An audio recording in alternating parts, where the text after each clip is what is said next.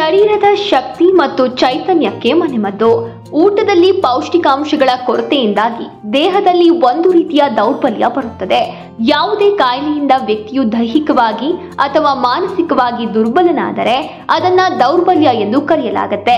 ಸಡಿಲ ಚಲನೆಗಳು, ದುಃಖ, ಅತಿಯಾದ ಲೈಂಗಿಕ ಸಂಭೋಗ, ಮಲ ಅಥವಾ ಮೂತ್ರ ವಿಸರ್ಜನೆಯ ನಿಗ್ರಹ, ಸಾಕಷ್ಟು ಊಟ, ಆತಂಕ ಮತ್ತು ಭಯ ದೌರ್ಬಲ್ಯಕ್ಕೆ ಕೆಲವು ಕಾರಣಗಳು. ದೈಹಿಕ ಶಕ್ತಿಯ ಕೊರತೆಯಿಂದಾಗಿ ದೇಹವು ತೆಳ್ಳಗಾಗುತ್ತದೆ. ಆದ್ದರಿಂದ ದೈಹಿಕ ಶಕ್ತಿಯನ್ನು ಪಡೆಯಲು ಈ ಕೆಳಗಿನ ಸೂತ್ರವನ್ನ ಪಾಲಿಸಬಹುದು.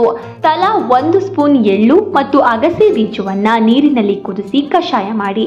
ಶಕ್ತಿಯನ್ನ ಹೆಚ್ಚಿಸಲು ಈ ಕಷಾಯವನ್ನ ದಿನಕ್ಕೆ 2 ಬಾರಿ ತೆಗೆದುಕೊಳ್ಳಬಹುದು. ಶ್ರೀ ಮಾರುತಿ ವೆಲ್ನೆಸ್ ಸೆಂಟರ್, ಪರಂಪರಾಗತ ಆಯುರ್ವೇದ.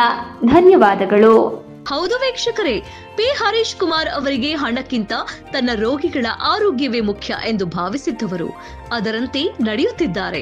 ಆಯುರ್ವೇದದಲ್ಲಿ ಅಪಾರವಾದ ಜ್ಞಾನ ಹೊಂದಿರುವ ಪಿ ಹರೀಶ್ ಕುಮಾರ್ ರವರು ಆ ಮೂಲಕ ಲಕ್ಷಾಂತರ ರೋಗಿಗಳ ಪಾಲಿಗೆ ಬೆಳಕಾಗುತ್ತಿದ್ದಾರೆ. ಎಲ್ಲೋ ಈಡೇರದ ಕಾಯಿಲೆಗಳಿಗೆ ಸಹ ಹರೀಶ್ ಕುಮಾರ್ ರವರು ಆಯುರ್ವೇದ ಚಿಕಿತ್ಸೆ ನೀಡಿ ರೋಗಿಗಳನ್ನ ಬದುಕುಳಿಸುತ್ತಿದ್ದಾರೆ. ಇಲ್ಲಿ ಗ್ಯಾಸ್ಟ್ರಿಕ್ ಇಂದ ಕ್ಯಾನ್ಸರ್ ತನಕ ಚಿಕಿತ್ಸೆ ಇದೆ. ಪ್ಲಸ್ ನಿಮಗೆ ಕನ್ಸಲ್ಟೇಷನ್ ಫೀಸ್ ಇರಲ್ಲ, ಮಸಾಜ್ ಫ್ರೀ ಇರುತ್ತೆ. ಎಲ್ಲ ರೋಗಿಗಳು ಉಪಯೋಗ ಪಡಿಸ್ಕೊಳ್ಳಿ.